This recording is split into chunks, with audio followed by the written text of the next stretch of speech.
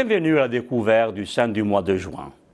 Le 29 juin, l'Église fête ensemble le martyre des apôtres Saint-Pierre et Saint-Paul pour des motifs différents. Tous deux sont les piliers du collège apostolique. À Pierre, Jésus a confié l'unité de l'Église et à Paul, il confie son ouverture au peuple païen. Et tous les deux ont été martyrisés en cours de la même persécution de Néron entre 154 et 68 de notre ère, et probablement dans les mêmes jours.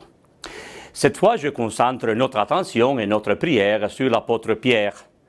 Nous prendrons le temps une autre fois d'évoquer la belle figure de Saint Paul, à qui l'Église consacre aussi une autre fête, le jour de sa conversion, le 25 janvier.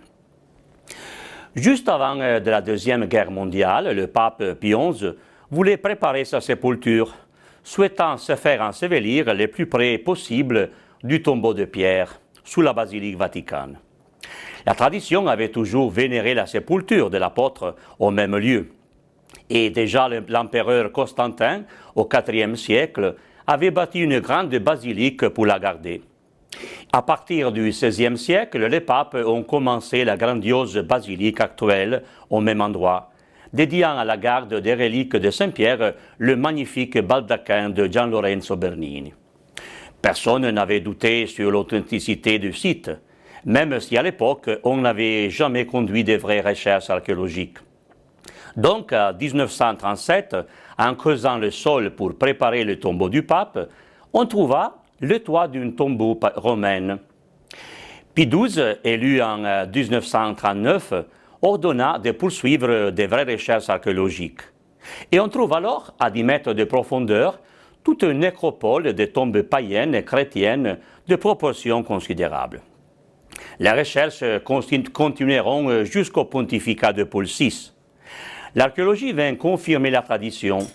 Effectivement, une des tombes découvertes était celle de Saint-Pierre, vénérée des origines sur la colline Vaticane et autour de laquelle fleurirent les magnifiques monuments que nous connaissons aujourd'hui.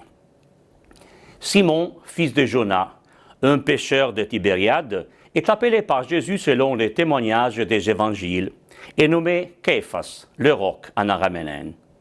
Les évangélistes le décrivent marié, frère d'André, cousin de Jacques et Jean, et tous aussi disciples du Maître.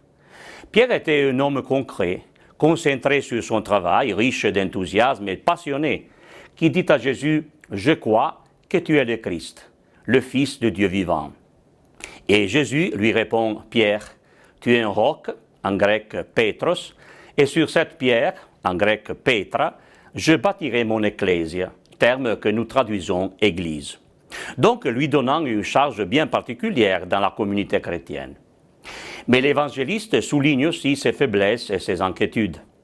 Pierre refuse de suivre Jésus dans ses souffrances et il le renie au moment de la passion.